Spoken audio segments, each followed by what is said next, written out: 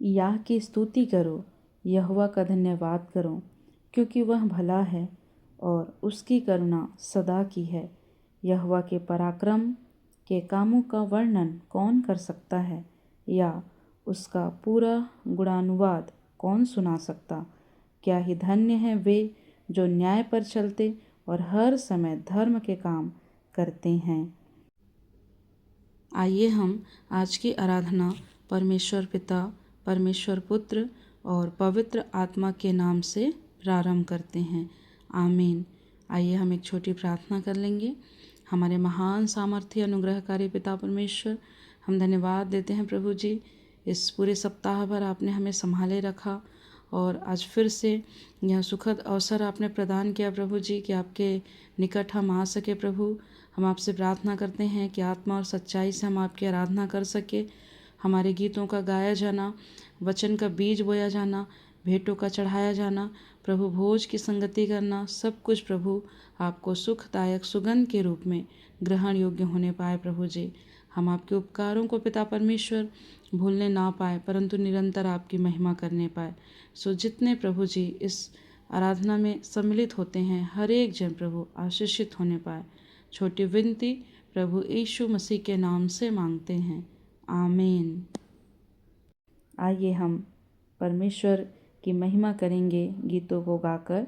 हमन गाना गाबों से 47 नंबर, यीशु का नाम सुखदाई। आइए हम सब लोग प्रभु की स्तुति में गीत गाएंगे। गीत संख्या 47 जो पाया जाता है हमन गाना गाबून में, जिसके बोल हैं, यीशु का नाम सुखदाई, भजन करो भाई, ये जीवन 2 दिन का।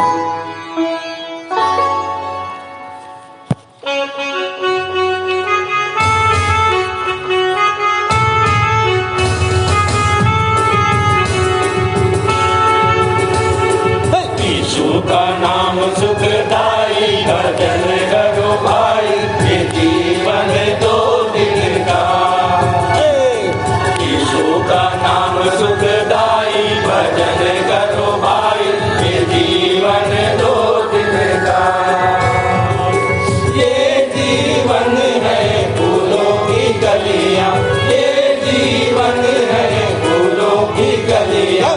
धूप लगे तो मुरझाई, भजन करो भाई, ये जीवन 2 दिन का। यीशु का नाम सुखदाई, भजन करो भाई, ये जीवन 2 दिन का। ये जीवन है माटी का ढेला, ये जीवन है माटी का ढेला। पानी पड़े तो धुल जाए, भजन करो भाई, ये जीवन 2 दिन का। यीशु का नाम सुखदाई, भजन करो भाई, ये जीवन 2 दिन का। ये जीवन है कागज का पुतला, ये जीवन है कागज का पुतला। पवन लगे तो उड़ जाए, भजन करो भाई, ये जीवन 2 दिन का। यीशु का नाम सुखदाई, भजन करो भाई, ये जीवन 2 दिन का। ये जीवन है चंदन की लकड़ी, ये जीवन है चंदन की लकड़ी। आग लगे तो जल जाए, भजन करो भाई, ये जीवन 2 दिन का। यीशु का नाम सुखदाई, भजन करो भाई, ये जीवन 2 दिन का। यीशु का नाम सुखदाई, भजन करो भाई, ये जीवन 2 दिन का। यीशु का नाम सुखदाई, भजन करो भाई, ये जीवन 2 दिन का। आप सबको जय मसीह की। मेरा नाम राम गोपाल है। आप सबको जय मसीह की। मेरा नाम आया है। आइए उत्तरवादी पाठ पढ़ने के लिए निकाल लेंगे। पहला कुरिन्थी 15 अध्याय, उसके पहला पद से 28 पद तक। पहला पद मैं पढ़ूंगा, दूसरा पद माया के साथ आप सब पढ़ लेंगे। हे भाइयों, अब मैं तुम्हें वही सुसमाचार सुनाता हूँ जिसका मैंने तुम्हारे मध्य प्रचार किया, जिसे तुमने ग्रहण भी किया और जिसमें तुम स्थिर हो, जिसके द्वारा तुम उद्धार भी पाते हो, इस शर्त पर कि तुम उस वचन को जिसका मैंने तुम्हारे मध्य प्रचार किया दृढ़ता से थामे रहो, अन्यथा तुम्हारा विश्वास करना व्यर्थ हुआ। मैंने यह बात जो मुझ तक पहुंची थी उसे सबसे मुख्य जानकर तुम तक भी पहुंचा दी कि पवित्र शास्त्र के अनुसार मसीह हमारे पापों के लिए मरा और गाड़ा गया तथा पवित्र शास्त्र के अनुसार तीसरे दिन जी भी उठा। तब वह कैफा को और फिर 12 को दिखाई दिया। इसके पश्चात वह 500 से अधिक भाइयों को एक साथ दिखाई दिया, जिनमें से अधिकांश अब तक जीवित है, पर कुछ सो गए। तब वह याकूब को दिखाई दिया और फिर सब प्रेरितों को, और सबसे अंत में मुझे भी दिखाई दिया, जो मानो अधूरे समय का जन्मा हूँ। मैं प्रेरितों में सबसे छोटा हूँ, जो प्रेरित कहलाने के योग्य भी नहीं, क्योंकि मैंने परमेश्वर की कलीसिया को सताया था। फिर भी परमेश्वर के अनुग्रह से मैं अब जो हूँ सो हूँ, मेरे प्रति उसका अनुग्रह व्यर्थ नहीं ठहरा, परंतु मैंने उन सब से बढ़कर परिश्रम किया। फिर भी मैंने नहीं, परंतु परमेश्वर के अनुग्रह ने मेरे साथ मिलकर किया। अतः चाहे मैं हूँ चाहे वो हो, हम यही प्रचार करते हैं और इसी पर तुमने विश्वास किया। अब यदि मसीह का यह प्रचार किया जाता है कि वह मृतकों में से जिलाया गया है, तो तुम में से कुछ यह क्यों कहते हैं कि मरे हुओं का पुनरुत्थान है ही नहीं? यदि मरे हुओं का पुनरुत्थान नहीं है तो मसीह भी नहीं जिलाया गया, और यदि मसीह जिलाया नहीं गया तो हमारा प्रचार करना व्यर्थ है और तुम्हारा विश्वास भी व्यर्थ है। इससे भी बढ़कर हम परमेश्वर के झूठे गवाह ठहरते हैं, क्योंकि हमने परमेश्वर के विषय में यह साक्षी दी कि उसने मसीह को जिला उठाया। परंतु यदि मृतक वास्तव में जिलाए नहीं जाते तो उसने मसीह को भी नहीं जिलाया, क्योंकि यदि मृतक जिलाए नहीं जाते तो मसीह भी जिलाया नहीं गया है। और यदि मसीह नहीं जिलाया गया है तो तुम्हारा विश्वास व्यर्थ है, तुम अब तक अपने पापों में पड़े हो। तब तो वे भी जो मसीह में सो गए हैं नाश हो गए। यदि हमने केवल इसी जीवन में मसीह पर आशा रखी है तो हमारी दशा सब मनुष्यों से अधिक दयनीय है। पर अब मसीह तो मृतकों में से जिलाया गया है, और जो सो गए हैं उनमें वह पहला फल है। क्योंकि जब एक मनुष्य के द्वारा मृत्यु आई तो एक मनुष्य के द्वारा मृतकों का पुनरुत्थान भी आया। जिस प्रकार आदम में सब मरते हैं, उसी प्रकार मसीह में सब जिलाए जाएंगे। पर हर एक अपने क्रम के अनुसार, प्रथम फल मसीह है, तब मसीह के आगमन पर उसके लोग, इसके पश्चात अंत होगा। उस समय वह समस्त शासन, अधिकार और सामर्थ का अंत करके राज्य को परमेश्वर पिता के हाथ में सौंप देगा। जब तक वह अपने सब शत्रुओं को पैरों तले न कर ले, उसका राज्य करना अनिवार्य है।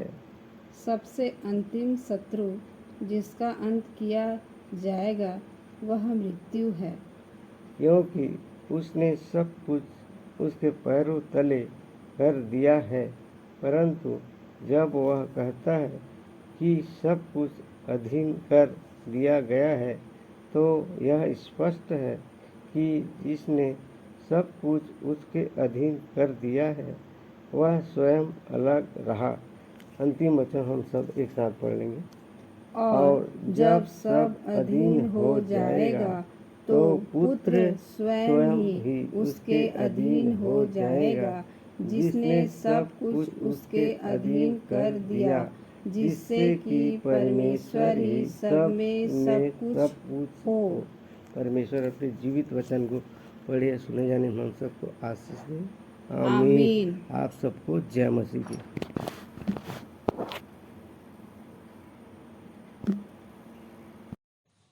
आइए हम विश्वास वचन बोलें। मैं सर्वशक्तिमान पिता पर स्वर्ग और पृथ्वी के सृजनहार परमेश्वर पर विश्वास रखता हूँ।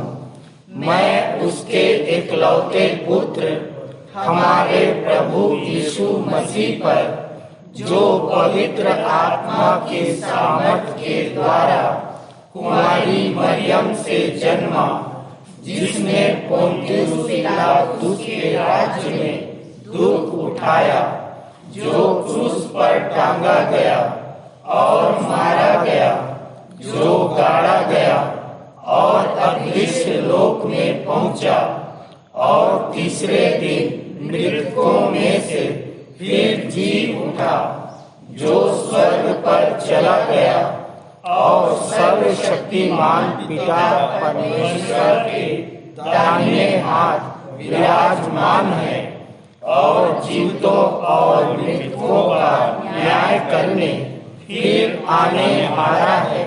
विश्वास रखता हूँ मैं पवित्र आत्मा पर, पवित्र सारी कलीसिया पर, संतों की संगति पर, देह के पुनरुत्थान पर, पापों की क्षमा पर और अनंत जीवन पर विश्वास रखता हूँ।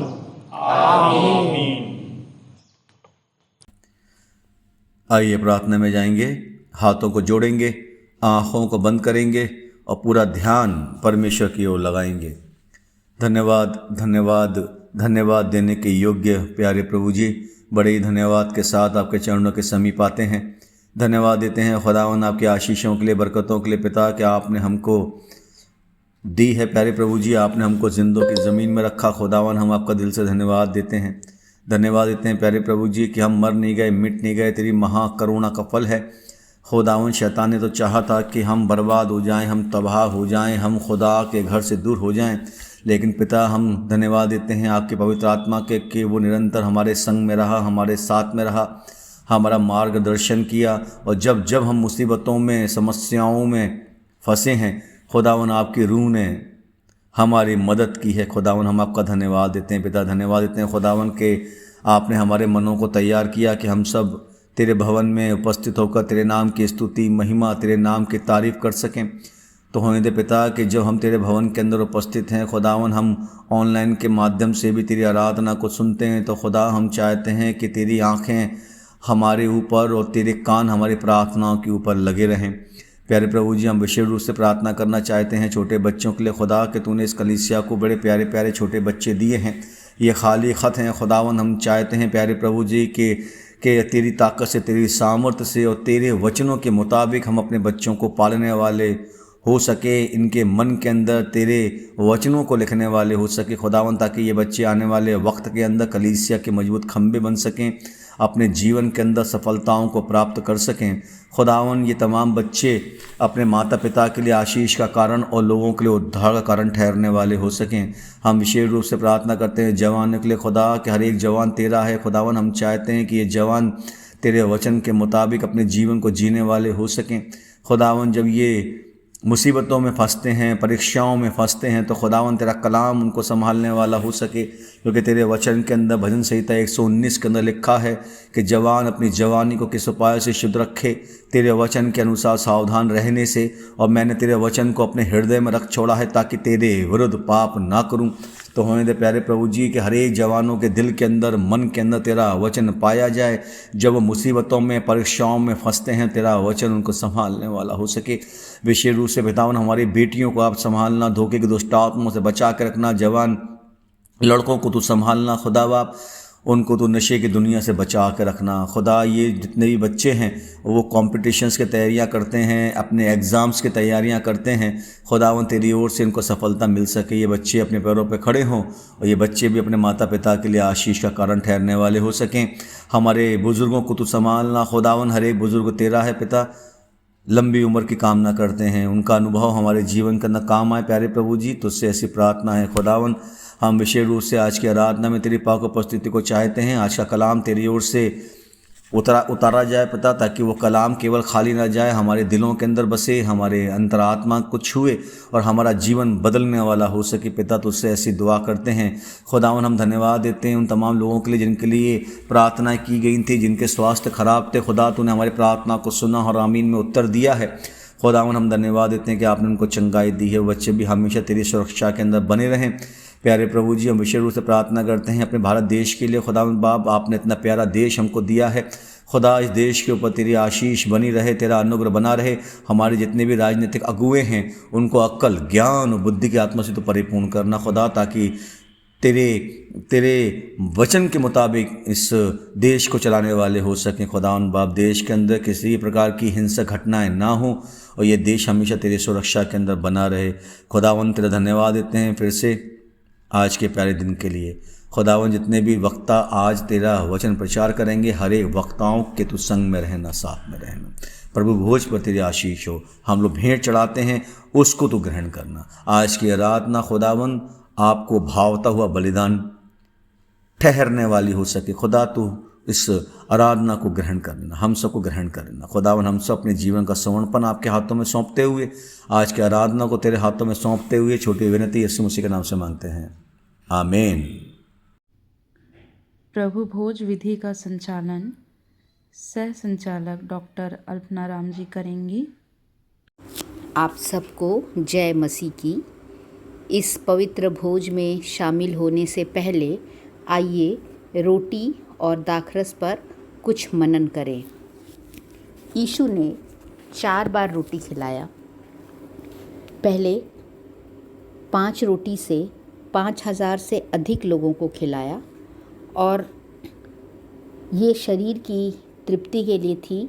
सब लोग खाकर संतुष्ट हुए, तृप्त हुए। अंतिम भोज के समय 12 लोगों को उसने पवित्र भोज करवाया और जब एक टुकड़ा दिया तो यहूदा के अंदर का शैतान प्रकट हो गया। इम्माउस के रास्ते पर 2 लोगों को उन्होंने रोटी का टुकड़ा दिया और उनकी आंखें खुल गईं और वे पहचान लिए कि ये प्रभु है। और आज उन्होंने कहा, मेरे स्मरण के लिए यही किया करो। आज प्रभु एक एक जन को रोटी खिला रहे हैं और जब हम रोटी तोड़ते हैं तो उचित रीति से हम इसको लेते हैं तो हम आत्मिक बल प्राप्त करते हैं। उसी प्रकार प्रभु भोज में हम वाचा के उस लहू को दाखरस के रूप में लेते हैं। प्रथम वाचा जो परमेश्वर ने अपने लोगों के साथ बांधा था, उसमें मेल बलि के बैलों का आधा लहू मूसा ने वेदी पर छिड़का और आधा कटोरे में लेकर लोगों पर छिड़क दिया। और तब मूसा, हारून, नादाब, अबीहू और इज़राइलियों के 70 पुरनियों को परमेश्वर ने दर्शन दिया। ये वाक़या उत्पत्ति 24:5-11 में पाया जाता है। और तब लोगों ने एक स्वर में बोला कि जितनी बातें यहोवा ने हमसे कही हैं उन सब को हम मानेंगे, परंतु उन्होंने ये वाचा तोड़ दिया और यिर्मयाह 31:31 में यहोवा परमेश्वर ने कहा, मैं इज़राइल और यहूदा के घरानों से नई वाचा बांधूंगा। नए नियम मत्ती 26 से 29 में लिखा है कि यीशु ने कटोरा लेकर धन्यवाद किया और उन्हें देकर कहा, तुम सब इसमें से पियो। प्रियो, पहली वाचा में बैलों का लहू छिड़का जाता था। नई वाचा में परमेश्वर ने हमें अपने पुत्र का निष्पाप लहू हमें पीने के लिए दिया, क्योंकि यीशु का लहू हमें सब पापों से शुद्ध करता है। प्रियो, भजन संहिता 51:5 में दाऊद कहता है कि देख, मैं अधर्म के साथ उत्पन्न हुआ और पाप के साथ अपनी माता के गर्भ में पड़ा। पाप हमारे रक्त में है, हमारे खून में है। तो बैलों और बकरों का लहू हमारे पापों को शुद्ध नहीं कर सकता। पाप हम मन में करते हैं, और अगर लहू शरीर पर छिड़का जाए तो वो पाप को कैसे दूर करेगा। प्रभु भोज का कटोरा अर्थात यातना, असहनीय दर्द, पीड़ा और दुख का कटोरा है, जिसके लिए यीशु को भी कहना पड़ गया कि यदि हो सके तो ये कटोरा मेरे सामने से टल जाए। परंतु प्रभु ने उस कटोरे को पिया, और आज यही यीशु का रक्त जो दाखरस के रूप में हम ले रहे हैं, हमारे सब पापों को शुद्ध करता है।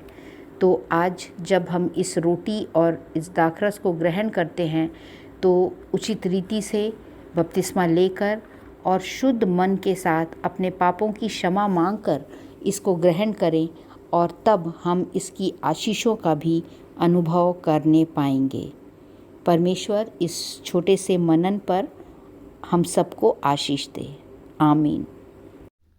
आइए हम अपनी अपनी भेंटों एवं धन्यवादी भेंटों को देने के द्वारा परमेश्वर की महिमा करेंगे। इस समय हम गीत गा लेंगे हमन गाना गाबुन से 72 नंबर, ए सारी दुनिया बनाने वाले, और तत्पश्चात प्रार्थना करने में अगुवाई करेंगी आचार्य कुमारी प्रतिभा शेष।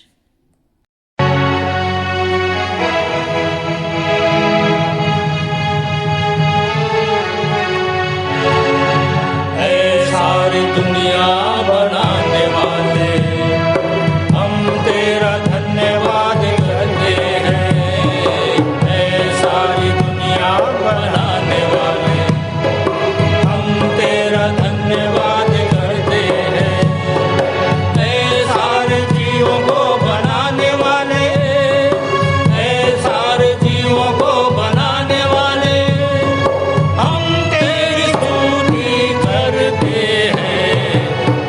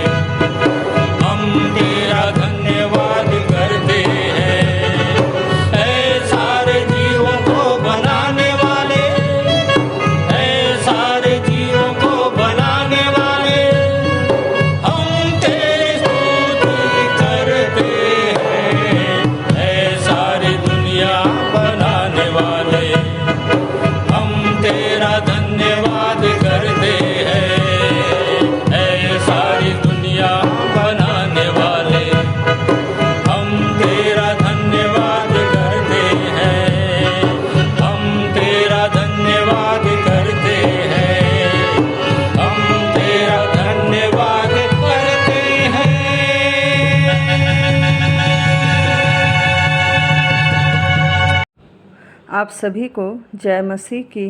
मैं आचार्य प्रतिभा। आइए हम भेंट की प्रार्थना में जाएं। आकाश के झरोखे खोलकर अपरंपार आशीषों के बारिश करने वाले हमारे सर्वशक्तिमान अनुग्रहकारी प्रेमी पिता, बड़े धन्यवाद के साथ पिता आपके चरणों के करीब आते हैं प्रभु, और धन्यवाद करते हैं पिता आज के दिन के लिए प्रभु, कि आपने पिता परमेश्वर इस विश्राम दिन में प्रभु हमें शामिल होने का मौका दिया प्रभु जी। इसके लिए धन्यवाद करते हैं पिता, और धन्यवाद के साथ प्रार्थना निवेदन करते हैं प्रभु जी कि आपने हमें इस योग्य बनाया पिता परमेश्वर, कि प्रभु जो संसारिक आशीषें आपसे मिली है पिता, उसी में से कुछ अंश प्रभु हम भेंट स्वरूप पिता आपके चरणों के सामने समर्पित करते हैं प्रभु जी। आप दया करके पिता इन भेंटों को ग्रहण करिए पिता परमेश्वर, ऐसे आपसे प्रार्थना है प्रभु जी। और जिन छोटे बड़े हाथों ने ये भेंटें समर्पित की है प्रभु जी, उन हाथों को हमेशा आशीषित रखना पिता, कि वो हाथ हमेशा दूसरों को देने वाला बन सके, वो हमेशा वो हाथ पिता देने वाला रहे प्रभु जी। ऐसे आपसे प्रार्थना निवेदन है प्रभु जी। धन्यवाद के साथ प्रार्थना निवेदन करते हैं पिता, जिन्होंने अपना धन्यवादी मन प्रकट किया प्रभु जी, तो होने दे पिता जो भी विशेष प्रभु उनके जीवन में आपने जोड़ा पिता परमेश्वर, जो आनंद का विषय प्रभु, तो पिता होने दे ये स्वर्ण अवसर उनके जीवन में पिता बार बार आ सके, ताकि पिता वो निरंतर आपके सामने पिता धन्यवादी मन प्रकट कर सके प्रभु जी।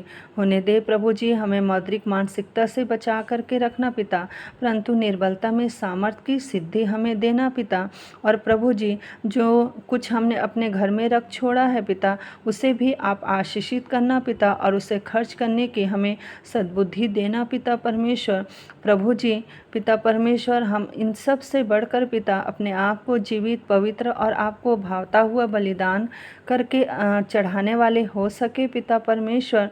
और प्रभु जी जैसे आपने हाबिल की भेंट को ग्रहण किया पिता, दया करके हमारी भी भेंटों को आप ग्रहण करिए प्रभु जी। आगे की शेष आराधना को आपके समर्थी हाथों में सौंपते हुए और सारी आदर महिमा आपको देते हुए प्रार्थना प्रभु यीशु के नाम से मांग लेते हैं, आमीन। आप सभी को जय मसीह की। उत्तरवादी पाठ पर हम मुख्य संदेश सुन लेंगे हमारे संचालक जी से। प्रभु यीशु मसीह के मधुर और मीठे नाम में आप सबको जय मसीह की। परमेश्वर का धन्यवाद हो कि उसके वचन में से सीखने का ये स्वर्ण अवसर हमको मिला है। हम परमेश्वर का धन्यवाद करते हैं। प्रियो, आज का उत्तरवादी पाठ है 1 कुरिन्थियों 15 1 से 28। 1 कुरिन्थियों 15 1 से 28। और इसमें आरंभ की 2 आयतें मैं आपके सामने पढ़ना चाहता हूँ। हे भाइयों, अब मैं तुम्हें वही सुसमाचार सुनाता हूँ जिसका मैंने तुम्हारे मध्य प्रचार किया, जिसे तुमने ग्रहण भी किया और जिसमें तुम स्थिर हो, जिसके द्वारा तुम उद्धार भी पाते हो, इस शर्त पर कि तुम उस वचन को जिसका मैंने तुम्हारे मध्य प्रचार किया दृढ़ता से थामे रहो, अन्यथा तुम्हारा विश्वास करना व्यर्थ हुआ। प्रियो, ये मैंने गिडियन बाइबल से पढ़ा और अब पुरानी बाइबल से पढ़ रहा हूँ। थोड़े से शब्दों का अंतर इसमें, पर अर्थ वही है। हे भाइयों, मैं तुम्हें वही सुसमाचार बताता हूँ जो पहले सुना चुका हूँ, जिसे तुमने अंगीकार भी किया था और जिसमें तुम स्थिर भी हो। उसी के द्वारा तुम्हारा उद्धार भी होता है, यदि उस सुसमाचार को जो मैंने तुम्हें सुनाया था स्मरण रखते हो। नहीं तो तुम्हारा विश्वास करना व्यर्थ हुआ। दूसरे पद को मैं फिर से पढ़ रहा हूँ, उसी के द्वारा तुम्हारा उद्धार भी होता है, यदि उस सुसमाचार को जो मैंने तुम्हें सुनाया था स्मरण रखते हो, नहीं तो तुम्हारा विश्वास करना व्यर्थ हुआ। प्रियो, पौलुस यहाँ पर कहता है कि वही सुसमाचार जो मैंने तुम्हें सुनाया था, और नहीं तो तुम्हारा विश्वास करना व्यर्थ हुआ। संसार में चर्चा है कि जब कोई व्यक्तिगत रूप से कहता है कि मेरा सुसमाचार है, तो एक बड़ी आलोचना का कारण होता है कि भाई सभी चेले तो सुना रहे हैं, ये कौन सा विशेष व्यक्ति आ गया जो कहता है ये मेरा सुसमाचार है। सो प्रियो, इन शब्दों पे जरा गौर फरमाइए। और मैं ये बताना चाहता हूँ कि पौलुस एक ऐसा व्यक्तित्व जिसने प्रचार किया, चेलों के बाद किया, और अपने विषय में वो कहता है कि मैं आधे समय का जन्मा व्यक्ति हूँ, जिसे हम आगे देखेंगे 8 से 10 पद के बीच में। परंतु एक विशेष प्रकाशन और दर्शन की वो चर्चा करता है, क्योंकि वचन वही है, इसीलिए मैंने दोनों बाइबल से पढ़ा। वचन वही है और उसमें थोड़े थोड़े शब्दों का अंतर है, और कई बार इसमें बड़े अर्थ भी बदल जाते हैं, बहुत चर्चा भी होती है, तर्क वितर्क होते हैं। और अपने आप को पौलुस यहाँ पर एक विशेष प्रचारक के रूप में प्रस्तुत करता है। और उसने कहा, पुरानी बाइबल में है स्मरण रखो, और गिडियन बाइबल में बशर्ते ये शब्द आया है। एक शर्त है कि अगर तुम उसको स्मरण रखते हो जो सुसमाचार मैंने सुनाया, तो निश्चित रूप से तुम्हारा उद्धार होगा, अन्यथा तुम्हारा विश्वास करना व्यर्थ है। तो प्रियो, इन शब्दों पर विशेष ध्यान देते हुए कि स्मरण रखो बशर्ते और तुम्हारा विश्वास व्यर्थ है, तो पौलुस क्या बताना चाहता है संसार को और अपने चेलों को, और वो आगे है 3 से 7वें पद तक। अब वो पूरी तरह से यीशु के पुनरुत्थान के संबंध में है कि कैसे वो जन्मा, कैसे वो आया, कैसे वो क्रूस उठाया, और फिर कैसे उसकी मृत्यु हुई और कैसे उसका पुनरुत्थान हुआ, मृत्यु के बाद वो कैसे फिर जी उठा। तो सारे संसार में अंधकार छाया हुआ है, और बहुत से गीत और बहुत सी कविताएं ऐसी है, और बहुत से लोगों का ख्याल है कि यहाँ पर हम आए हैं और रोते हुए आए हैं संसार में, और रोते चले जाएंगे। और ऐसे निराशावादी जो थॉट्स हैं, विचार हैं, उसी की एक लाइन मुझको अचानक याद आ रही है कि उगता सूरज धीरे धीरे, नहीं, ये मेरी लाइन है कि ढलता सूरज धीरे धीरे ढलता है, ढल जाएगा। और उसकी बहुत ढेर सारी लाइन है, बड़ी निराशा होती है। ढलते हुए सूरज को लोग देखते हैं, अब मैं चाहता हूँ कि उगते हुए सूरज को देखें। और इसीलिए इस दर्शन के अनुसार जो पौलुस यहाँ पे बताना चाहता है कि हमारा उद्धार हुआ है, हमारा हम उन दर्शनों को याद करते हैं, प्रकाशन दर्शन जो पौलुस ने बताया और हमको सुसमाचार से मिला। और फिर हमारी विचारधारा ऐसी आती है कि उगता सूरज धीरे धीरे उगता है, उग जाएगा। उगता सूरज धीरे धीरे उगता है और उग जाएगा, और जब उसका प्रकाश तुझ पर आएगा तो तू भी अंश अंश करके तेजस्वी बनकर, तो तू भी अंश अंश करके तेजस्वी बनकर सारी सृष्टि पर छा जाएगा, सारी सृष्टि पर छा जाएगा। और आपके स्मरण रखने के लिए मैं इसका संदर्भ बता दूं, यशायाह 60 1 से 3 और दूसरा कुरिन्थियों 3 16 से 18। और ये यशायाह 60 की पहली लाइन है, उठ प्रकाशमान हो, क्योंकि यहोवा का तेज तेरे ऊपर उदय हुआ है। कितनी शानदार बात है। एक सूर्य की तरह हमारे अंदर उसका तेज उदय हो रहा है। और इसी प्रकार से दूसरा कुरिन्थियों 3:16-18 आप सब जानते हैं कि पौलुस ने यहाँ पे कहा है कि अंश अंश करके तू उसी तेजस्वी स्वरूप में, अंश अंश करके हम उसी तेजस्वी स्वरूप में बदलते चले जाते हैं। इसलिए प्रियो, अब मैं पढ़ रहा हूँ 3 से आगे। मैंने यह बात जो मुझ तक पहुंची थी उसे सत्य से मुख्य जानकर तुम तक पहुंचा दी कि पवित्र शास्त्र के अनुसार मसीह हमारे पापों के लिए मरा और गाड़ा गया तथा पवित्र शास्त्र के अनुसार तीसरे दिन जी भी उठा। तब वह कैफा को फिर 12 को दिखाई दिया। इसके पश्चात वह 500 से अधिक भाइयों को एक साथ दिखाई दिया, जिसमें से अधिकांश अब तक जीवित हैं, पर कुछ सो गए। तब वह याकूब को दिखाई दिया और फिर सब प्रेरितों को, और सबसे अंत में मुझे भी दिखाई दिया। यह 8 से 10 के बीच में जैसे मैंने कहा था कि और सबसे अंत में मुझे भी दिखाई दिया, अर्थात पौलुस को, जो मानो अधूरे समय का जन्मा हूँ।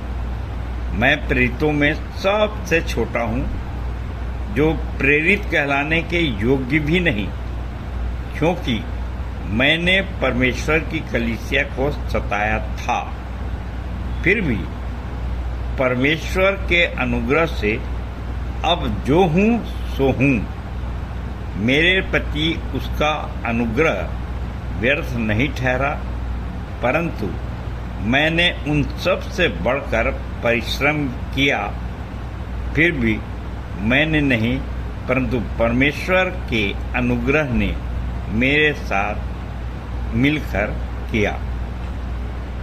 और प्रियो, यहाँ पर अब दूसरे चेलों को वो कम नहीं आंकना चाहता, और इसलिए 11वें पद में बहुत स्पष्ट रूप से कहता है, अतः चाहे मैं हूँ चाहे वे हों, हम यही प्रचार करते हैं और इसी पर तुमने विश्वास किया। यहाँ पर प्रियो 10वें पद पर मैं विशेष ध्यान आकर्षित करना चाहता हूँ और पुरानी बाइबल से पढ़ रहा हूँ। परंतु मैं जो कुछ भी हूँ परमेश्वर के अनुग्रह से हूँ, और उसका अनुग्रह जो मुझ पर हुआ वह व्यर्थ नहीं हुआ, परंतु मैंने उन सब से बढ़कर परिश्रम भी किया, तो भी यह मेरी ओर से नहीं हुआ, परंतु परमेश्वर के अनुग्रह से जो मुझ पर था। और ये जो गिडियन बाइबल है, इसमें शब्द आया है, फिर भी परमेश्वर के अनुग्रह से अब जो हूँ सो हूँ। मेरे प्रति उसका अनुग्रह व्यर्थ नहीं ठहरा, परंतु मैंने उन सबसे बढ़कर परिश्रम किया। फिर भी मैंने नहीं, परंतु परमेश्वर के अनुग्रह ने मेरे साथ मिलकर किया। सो इस शब्द पे ध्यान दे, अब जो हूँ सो हूँ। प्रियो, ये शब्द जैसी आया तो मुझको स्मरण आया कि निर्गमन 3 अगर आप देखें 13वां और 14वां पद, तो यहाँ पर मूसा से परमेश्वर ने कहा था, जब मूसा ने कहा कि भाई तेरा नाम क्या है, तो परमेश्वर ने मूसा को विशेष रूप से कहा, मैं जो हूँ सो हूँ। मैं आपके सामने पढ़ देता हूँ निर्गमन 3, 14, 13 और 14 पद। मूसा ने परमेश्वर से कहा, जब मैं इजराइलियों के पास जाकर उनसे यह कहूँ कि तुम्हारे पितरों के परमेश्वर ने मुझे तुम्हारे पास भेजा है, तब यदि वे मुझसे पूछें कि उसका नाम क्या है, तब मैं उनको क्या बताऊं? परमेश्वर ने मूसा से कहा, मैं जो हूँ सो हूँ। फिर उसने कहा, तू इजराइलियों से यह कहना कि जिसका नाम मैं हूँ उसी ने मुझे तुम्हारे पास भेजा है। प्रियो, यदि आप उत्पत्ति 32 का 24 से 29 पद पढ़ें तो निश्चित रूप से याकूब ने भी पूछा था कि तेरा नाम क्या है, परमेश्वर से पूछा था। और देखिए जो घटनाक्रम है मैं आपके सामने पढ़ देता हूँ।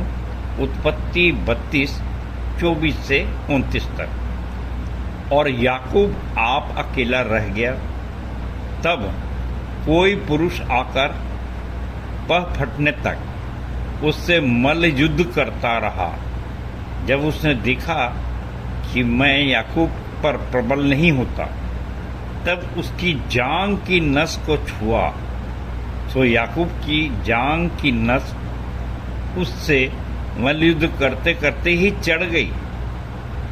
तब उसने कहा, मुझे जाने दे, क्योंकि भोर हुआ चाहता है।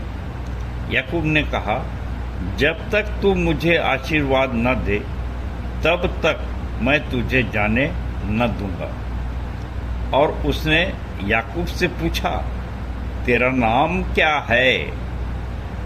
उसने कहा, याकूब। और उसने कहा, तेरा नाम अब याकूब नहीं परंतु इज़राइल होगा, क्योंकि तू परमेश्वर से और मनुष्यों से भी युद्ध करके प्रबल हुआ है। याकूब ने कहा, मैं विनती करता हूँ, मुझे अपना नाम बता। मैं इसको फिर से पढ़ूंगा। याकूब ने कहा, मैं विनती करता हूँ, मुझे अपना नाम बता। उसने कहा, मेरा नाम क्यों पूछता है? तब उसने उसको वहीं आशीर्वाद दिया। ये संदर्भ मैंने क्यों पढ़ा? यहाँ पर देखिए, क्या मूसा, क्या याकूब, और तीसरा है पौलुस, जो अपने आप को वो नाम बता रहे हैं जिसमें मैं जो हूँ सो हूँ। और याकूब ने तो हद ही पार कर दी कि परमेश्वर को हरा दिया मल्ल युद्ध में। और मैं से कहता हूँ, जरा छल करके परमेश्वर को उससे जीतना पड़ा, क्योंकि उसके नस को छुआ। और जो युद्ध के बारे में जानते हैं कि कुछ जिसको फाउल बोलते हैं, अपने गलत जगह पे हम नहीं मार सकते, नहीं छू सकते। तो ये सब बहुत बड़ी बातें हैं और इस पर विचार करिए। पर मैं ये कहना चाहता हूँ कि क्या परमेश्वर एक बहुत साधारण मनुष्य पर अपने आप को प्रकट कर सकता है? जैसे पौलुस कह रहा है कि मैं अधूरे समय का जन्मा हूँ, सताया था, सबसे बड़ा पापी हूँ। ये कितने भाग्य की बात है और हमारे लिए कितनी बड़ी आशा का कारण। और फिर यीशु मसीह ने स्वयं कहा मत्ती 5:48 में, सिद्ध बनो जैसा तुम्हारा परमेश्वर पिता सिद्ध है। तो सिद्ध बनने के लिए हमको हमारी क्या योग्यता होना चाहिए? क्या मैं और आप योग्य हैं कि नहीं? तो हमारी योग्यता तो है, हम तो बिल्कुल हम आधे समय की जन्मी की तरह हैं। पश्चात हम दूसरे भाग में चल रहे हैं वचन के, आइए चलते हैं। सो प्रियो, आज के मनन के हम दूसरे भाग में हैं और आज हम पहले भाग में देखे 1 कुरिन्थियों 15:1-28। और मैं चर्चा कर रहा था कि 3 व्यक्तित्व का, एक मूसा, अब दूसरा याकूब और तीसरा पौलुस, और ये तीनों के ऊपर परमेश्वर ने अपने आप को प्रकट किया और मनुष्य बनकर ही। और मनुष्य पर सो मनुष्य से उसका कितना अच्छा संबंध है, कितने निकट का संबंध है। और क्या मैं और आप उस सिद्धि को प्राप्त कर सकते हैं? निश्चित रूप से अगर हम प्रयास करें तो अपने प्रकाशन और दर्शन के द्वारा वो हम पर भी अपने आप को प्रकट कर सकता है। इसलिए प्रियो, 12 से 19 पद के बीच में हम देखने जा रहे हैं कि कैसे देह का पुनरुत्थान होता है। अब पौलुस यहाँ पे लिखता है, अब यदि मसीह का यह प्रचार किया जाता है कि वह मृतकों में से जिलाया गया है, तो तुम में से कुछ यह क्यों कहते हैं कि मरे हुओं का पुनरुत्थान है ही नहीं? यदि मरे हुओं का पुनरुत्थान नहीं है तो मसीह भी नहीं जिलाया गया, और यदि मसीह जिलाया नहीं गया तो हमारा प्रचार करना व्यर्थ है और तुम्हारा विश्वास भी व्यर्थ है, और इससे बढ़कर हम परमेश्वर के झूठे गवाह ठहरते हैं, क्योंकि हमने परमेश्वर के विषय में यह साक्षी दी है कि उसने मसीह को जिला उठाया। परंतु यदि मृतक वास्तव में जिलाए नहीं जाते तो उसने मसीह को भी नहीं जिलाया, क्योंकि यदि मृतक जिलाए नहीं जाते तो मसीह भी नहीं जिलाया गया है, और यदि मसीह नहीं जिलाया गया है तो तुम्हारा विश्वास व्यर्थ है। तुम अब तक अपने पापों में पड़े हो, तब वे भी जो मसीह में सो गए हैं नाश हो गए। और इसलिए सबका कंक्लूजन निर्णायक रूप में कहता है 19वां पद, यदि हमने केवल इसी जीवन में मसीह पर आशा रखी है तो हमारी दशा सब मनुष्यों में से अधिक दयनीय है। और ये 19वें पद को मैं पुरानी बाइबल से पढ़ना चाहूँगा। यदि हम केवल इसी जीवन में मसीह से आशा रखते हैं तो हम सब मनुष्यों से अधिक अभागे हैं। मेरा मतलब कि गिडियन बाइबल में दयनीय शब्द आया है और पुरानी बाइबल में अभागे। प्रियो, कितना परमेश्वर का धन्यवाद हो कि हम लोग अपने आप को दयनीय या अभागे नहीं समझते बल्कि भाग्यशाली समझते हैं, इसलिए कि हम मसीह पर विश्वास करते हैं। और इसलिए हम सब मनुष्यों में भाग्यशाली हैं यदि हमने उससे पुनरुत्थान को सिद्ध किया है।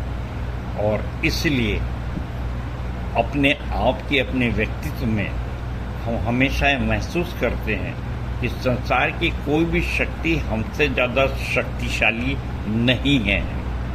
इसलिए प्रियो, मैं बार बार ये विश्वास दिलाना चाहता हूँ कि हमारी जो यूनिट है विश्वासी मंदिर, विश्वासी मंडली की, और उसको जो प्रकाशन दर्शन प्राप्त हुए हैं और जो काम हम कर रहे हैं, तो हम ज़्यादा बढ़ चढ़ के घमंड नहीं करना चाहते, परंतु ये जो विपरीत परिस्थितियाँ जब हमारे साथ आती हैं, और उसमें से अभी एक है कि विश्वासी मंडली में ताला लगा है और हम खोजने जाते हैं और संसार भर में चर्चा होती है कि बड़ा सताव आया है, बड़े बड़े पद में कि लोग हमारे विरोध में हैं और बहुत से कानून कायदे बनाए जा रहे हैं। तो हमेशा इस बात का स्मरण रखिए कि पुराने नियम में जितने भी पात्र हैं, वे जिन्होंने मृत्यु से उस पार जीवन को पाया है, मृत्यु से उस पार जीवन में प्रवेश किया है, तो सारी परिस्थितियां उनके सामने जितने सताव आए, वो कितने कितने आनंद की बात उनके साथ हुई कि अगर आग में डाला गया तो फायर प्रूफ हो गए, और काला पानी की सजा हुई तो पतमुस से टापू में पहुंच गए यूहन्ना यीशु मसीह के चेले। और ऐसी जितनी भी बातें, समुद्र आया तो समुद्र प्रूफ बन गए मूसा, दानियल टाइगर प्रूफ बन गया। तो ये सब जितनी भी समस्याएं आती हैं वो हमारे लाभ की होती हैं, और कोई भी ऐसी बात नहीं है जो हमारे लिए असंभव है। और ठीक समय पर परमेश्वर हमारे लिए अपनी स्तुति महिमा कराने के लिए हमारे लिए द्वार खोलेगा, मार्ग निकालेगा। इस बात से हमको निश्चय रहना है कि ब्रह्मांड के मालिक से बढ़कर कोई नेता, कोई अधिकारी, कोई राजा, कोई बादशाह हो ही नहीं सकता। इसी विचारधारा को यहाँ पौलुस 20 से आगे समझाना चाहता है। अपन पढ़ रहे हैं 1 कुरिन्थियों 15 और उसका 20वां पद से। पर अब मसीह तो मृतकों में से जिलाया गया है, और जो सोए हुए हैं उनमें वह पहला फल है। क्योंकि जब एक मनुष्य के द्वारा मृत्यु आई तो एक मनुष्य के द्वारा मृतकों का पुनरुत्थान भी आया। जिस प्रकार आदम में सब मरते हैं उसी प्रकार मसीह में सब जिलाए जाएंगे, पर हर एक अपने क्रम के अनुसार। प्रथम फल मसीह है, तब मसीह के आगमन पर उसके लोग। इसके पश्चात अंत होगा, इसके पश्चात अंत होगा। उस समय वह समस्त शासन, अधिकार और सामर्थ का अंत करके राज्य को परमेश्वर पिता के हाथ में सौंप देगा। जब तक वह अपने सब शत्रुओं को पैरों तले ना कर ले, उसका राज्य करना अनिवार्य है। अपन जानते हैं कि हमारा शत्रु, मसीह का शत्रु शैतान है, और इसके बारे में 26 में से लिखता है पौलुस, सबसे अंतिम शत्रु जिसका अंत किया जाएगा वह मृत्यु है, क्योंकि उसने सब कुछ उसके पैरों तले कर दिया है। परंतु जब वह कहता है कि सब कुछ अधीन कर दिया गया है, तो यह स्पष्ट है कि जिसने सब कुछ उसके अधीन कर दिया है वह स्वयं अलग रहा है, और जब सब अधीन हो जाएगा तो पुत्र स्वयं ही उसके अधीन हो जाएगा, जिसने सब कुछ उसके अधीन कर दिया, जिससे कि परमेश्वर ही सब में सब कुछ हो।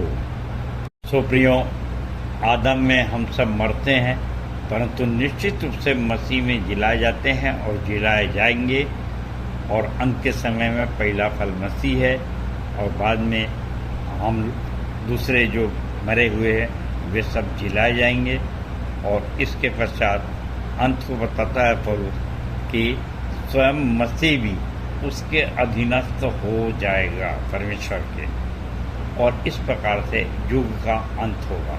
सो हमारे लिए कितने आशा की बात है कि हम नहीं कहते कि ढलता सूरज धीरे धीरे ढलता है, ढल जाएगा। हम कहते हैं कि उगता सूरज धीरे धीरे उगता है, उग जाएगा, और जब उसका प्रकाश तुझ पर आएगा, और जब उसका प्रकाश तुझ पर आएगा तो तू भी अंश अंश करके तेजस्वी बनकर सारी सृष्टि पर छा जाएगा, सारी सृष्टि पर छा जाएगा। सो परमेश्वर अपने वचन के कहे जाने पर आशीष दे सबको। जय मसीह की, जय मसीह की और जय मसीह की। धन्यवाद। परमेश्वर अपने वचन के कहे जाने पर आशीष दे। उत्तरवादी पाठ पर सुंदर, सारगर्भित एवं व्यवहारिक संदेश के लिए हमारे मंदिर के संचालक जी एवं उनके पूरे परिवार को प्रभु बहुतायत की आशीष दे। इस समय हम अपनी आराधना के अंतिम भाग में हैं।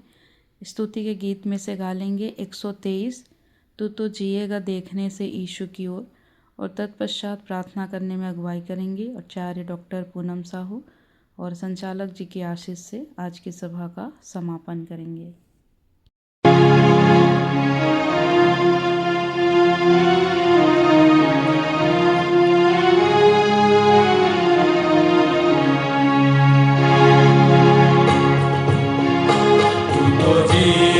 देखने से यीशु की ओर, तभी पाएगा जीवन का दान।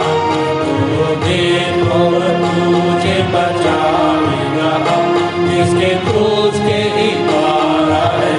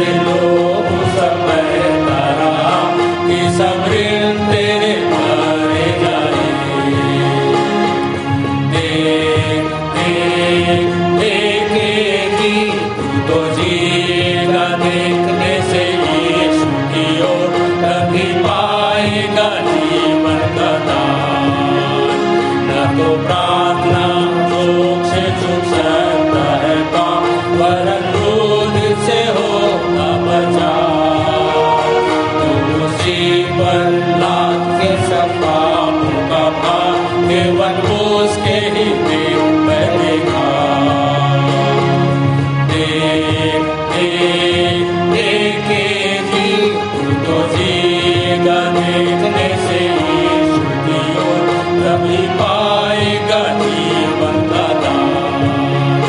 सुन मसीह ने बुलाया तो शंका न कर, कुछ भी करना अब तेरा नकार, क्योंकि प्रगट वो हुआ बचाने को है, हाँ और तुझे वह देता विसार।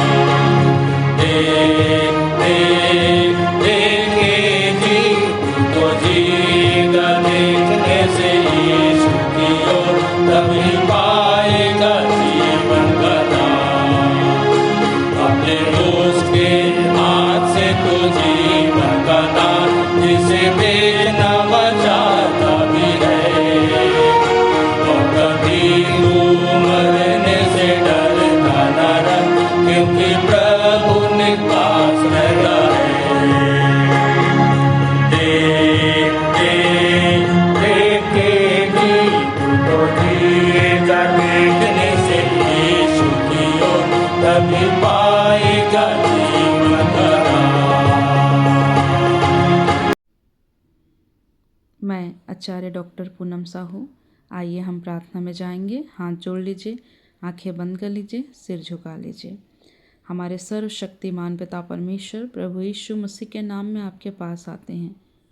आपको हृदय से धन्यवाद देते हैं कि आज की हमारी संपूर्ण आराधना, जिसमें गीतों का गाया जाना, वचन का पढ़ा जाना, भेंटों का उठाया जाना, प्रभु भोज की संगति करना, संदेश का दिया जाना, सब कुछ आपको सुखदायक सुगंध के रूप में ग्रहण योग्य होने पाया है। प्रभु हम धन्यवाद करते हैं कि आज की आराधना में आप अल्फ़ा और ओमेगा रहे। प्रभु जी, आपकी उपस्थिति को हमने महसूस किया पिता। आज जो वचन का बीज हमारे बीच में बोया गया है प्रभु, वो हम सब के हृदय में फलवंत हो सके और कलीसिया की उन्नति होने वाली हो सके। हम आपसे प्रार्थना करते हैं इस आने वाले सप्ताह में भी हम सबों को आप संभाले रखें, और जितने लोग इस आराधना में शामिल हुए हैं प्रभु जी, हर एक को आप आशीषित कीजिए पिता परमेश्वर। जो भी उनकी मनोकामना है, इच्छा है, समस्याएं हैं, वो दूर हो सके और आपके नाम की महिमा करने पाए। प्रभु जी, आने वाले सप्ताह में फिर से हम आपकी आराधना में शामिल हो सके, आपकी महिमा कर सके। तब तक आप हम सबों को संभाले रखें, सुरक्षित रखें प्यारे प्रभु जी। जहाँ कहीं रहें पिता, आपके नाम का गुणानुवाद करने पाए, आपके नाम की महिमा करने पाए प्रभु जी। और अपने जीवन से पिता परमेश्वर आपको निरंतर हम धन्यवाद और धन्यवाद ही करने वाले हो सके। सारी महिमा आदर गौरव आपको देते हैं और बड़े धन्यवाद और विश्वास के साथ छोटी विनती प्रभु यीशु मसीह के नाम से मांगते हैं, आमीन। हे हमारे पिता, तू जो स्वर्ग में है, तेरा नाम पवित्र माना जाए, तेरा राज्य आए, तेरी इच्छा जैसे स्वर्ग में पूरी होती है, वैसे ही इस पृथ्वी पर भी पूरी हो। हमारे दिन भर की रोटी आज हमें दे, और जैसे हमने अपने अपराधियों को क्षमा किया है, वैसे ही तू भी हमारे अपराधों को क्षमा कर, और हमें परीक्षा में न डाल, परंतु बुराई से बचा, क्योंकि राज्य, पराक्रम और महिमा सदा तेरे ही है। आमीन। और अब शांतिदाता परमेश्वर, जिसने भेड़ों के महान रखवाले हमारे प्रभु यीशु मसीह को सनातन वाचा के लोहू द्वारा मृतकों में से जीवित कर दिया, तुम्हें सब भले गुणों से परिपूर्ण करे, जिससे तुम उसकी इच्छा पूरी करो और जो कुछ उसकी दृष्टि में प्रिय है वह यीशु मसीह के द्वारा हमारे अंदर पूरा करे। उसी की महिमा युगान युग होती रहे। आमीन।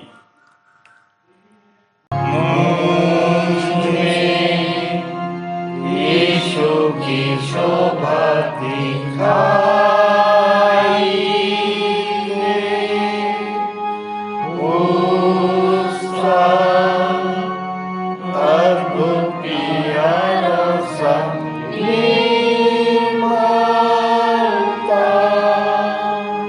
हे तू आत्मा